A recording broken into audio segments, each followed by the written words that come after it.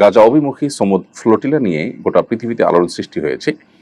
তবে কি গাজাবাসীর মুক্তি ত্বরান্বিত হতে চলেছে? প্রিয় দর্শক, এই প্রশ্নের উত্তর দেওয়া খুব কঠিন। কারণ যে অত্যাচারী গোষ্ঠীর বিরুদ্ধে গোটা পৃথিবীর ধর্ম বর্ণ নির্বিশেষে প্রত্যেক সচেতন বিবেকবান মানুষজন জেগে উঠেছেন, এবং বিশেষ করে বিভিন্ন প্রান্তের মানুষজন, অন্য ধর্মাবলম্বীরাও পর্যন্ত এই নৌ অভিযানে অংশগ্রহণ করেছেন এবং বিভিন্ন রকমের নৌযান নিয়ে তারা গাজার দিকে রওনা হয়েছেন। সন্দেহাতীতভাবে এটি পজিটিভ একটি উদ্যোগ। এটি প্রতীকী প্রতিবাদ হলেও এটি আমাদের সান্ত্বনার কিছুটা হলেও কারণ। তবে গাজাবাসীর মুক্তির বিষয়টি আল্লাহ রাব্বুল আলামিন যখন ফয়সালা করবেন তখনই তো হবে। এটুকু তো নিশ্চিত করে বলা যায় যে অত্যাচারী গোষ্ঠী, তাদের বিরুদ্ধে আজ গোটা পৃথিবীর মুক্তিকামী, শান্তিকামী, প্রকৃত অর্থে মানবতাবাদী মানুষগুলো জেগে উঠেছেন। সেই অত্যাচারীদের পতন আজ হোক আর দুদিন পরে হোক অবশ্যই হবে।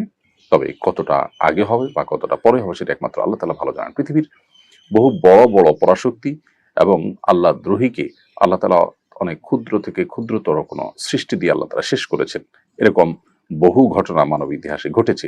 অতএব এই জগদ্দল পাথর যেটি গাজাবাসীর বুকের উপরে চেপে বসেছে, যে জালেম এবং অত্যাচারী অপশক্তির বিরুদ্ধে গোটা পৃথিবীর মুক্তিকামী মানুষজন ফুঁসে উঠেছে, তাদের ধ্বংস, তাদের পতন আল্লাহ তাআলা এই সমুদ ফ্লোটিলা বা এই নৌ অভিযানের মাধ্যমেই করবেন, নাকি এর চাইতে ছোট কিংবা বড় কোনো কিছু দিয়ে করবেন, সেটা একমাত্র আল্লাহ তাআলা ভালো জানেন। তবে সন্দেহাতীতভাবে সেখানকার মানুষের জন্য পৃথিবীর বিভিন্ন প্রান্তের মুক্তিকামী কিছু মানুষজনের যে প্রচেষ্টা, সেটা সাধুবাদ পাওয়ার যোগ্য।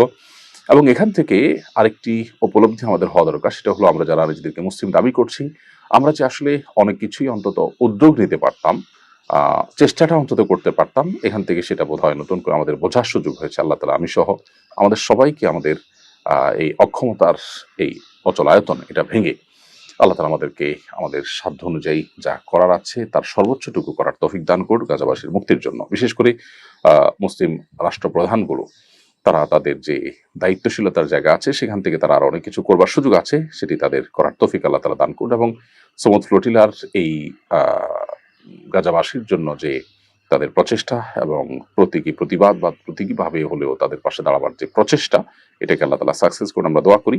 তবে আপাত দৃষ্টিতে এই অভিযানের মাধ্যমে যে এই অপশক্তির পতন হয়ে যাবে সেরকম মনে করাটা কঠিন।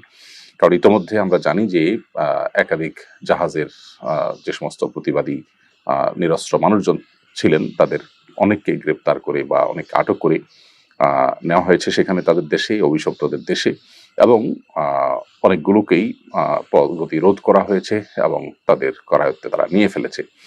অতএব এখান থেকে খুব বেশি কিছু হয়তো হবে না, কিন্তু অন্তত আমরা যারা নিজেদেরকে মুসলিম দাবি করছি, মুসলিম বিশ্বের যে নেতারা আছে, তাদের বিবেকে অন্তত একটা আঘাত এই সমুদ ফ্লোটিলার মধ্য দিয়ে হলো, যে কিছুটা হলেও সাধারণ মানুষ চেষ্টা করতে পারে, এবং এটাকে সামনে রেখে আমাদের আরো পরিকল্পনা পৃথিবীর বিভিন্ন প্রান্ত থেকে মানুষজনের করা উচিত। আল্লাহ রাব্বুল আলামিন গাজাবাসীর মুক্তি ত্বরান্বিত করুন, আমরা সেই দোয়া রব্বে কারীমের কাছে নিবেদন করছি।